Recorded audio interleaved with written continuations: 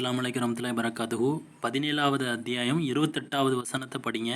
அதாவது நம்ம வந்து நம்ம நம்ம நம்ம வெளியிலேயோ வீட்லேயோ எங்கேயாச்சும் இருக்கும்போது நம்ம கையில் காசு இருக்காது. ஆனால் யாராச்சும் தர்மம்னு கேட்க வந்தாங்கன்னா அவங்கக்கிட்ட என்கிட்ட கையில் காசு இல்லைங்க தற்சமயம் அப்படின்ட்டு அவங்கக்கிட்ட அன்பாக வந்து வார்த்தையை வெளிப்படுத்துகிறதும் சிறந்த தர்மம் தான்.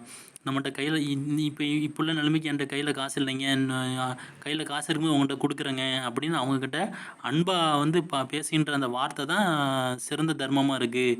நம்ம காசு பணம் இல்லாட்டாலும் பரவாயில்ல, அவங்கள்ட்ட சிறந்த வார்த்தையை, நல்ல வார்த்தையை அவங்கள்ட்ட பயன்படுத்துங்க. அதுவும் சிறந்த தர்மம் தான். அவங்கள வந்து மனம் புண்படி நடந்துக்காதீங்க. உங்ககிட்ட பணம் கேட்டு வர்றவங்ககிட்ட, உங்கள்கிட்ட தர்மம் கேட்டு வர்றவங்ககிட்ட பணம் இல்லாட்டா இந்த மனசில் வெறுப்போடு அவங்ககிட்ட நடந்துக்காதீங்க. அவங்கள்ட்ட அன்பாக நடந்துங்க. அதுவும் தர்மம் தான். நல்ல வார்த்தை பேசுகிறதும் தர்மம் தான் அப்படின்னு ஆண்டவன் வந்து தர்மத்தை வந்து எளிமையாக்கி அதை அதிகமாக செய்கிறதுக்கு நமக்கு உதவி செய்கிறான்.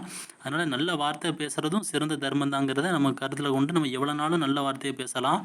நம்ம மனசும் நல்லா இருக்கும், அமைதியாக இருக்கும், சந்தோஷமாகவும் இருக்கும். என்னுடைய சவுண்டை கம்மி பண்ணிவிட்டு இந்த 17வது அத்தியாயம் 28வது வசனத்தை படித்து பாருங்கள். சவுண்டை கம்மி பண்ணிவிட்டு முதலேருந்து படித்து பாருங்கள், உங்களுக்கு புரியும். 28வது வசனத்தை படிங்க.